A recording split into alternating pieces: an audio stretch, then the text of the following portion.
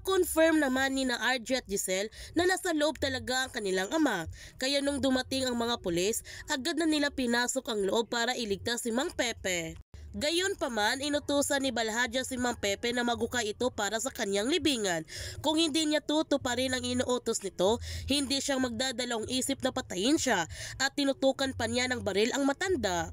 Nagtanong naman si Carlos kay Zoe kung may kinalaman ba ang kanyang ina sa pagkawala ni Mang Pepe. Magtatagumpay kaya sina RJ at Giselle na iligtas ang kanilang ama?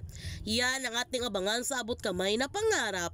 Kung bago ka pa channel ko, don't forget to like, subscribe, ang click notification bell para palagi kang updated sa mga videos in-upload ko. Thank you for watching and God bless to everyone!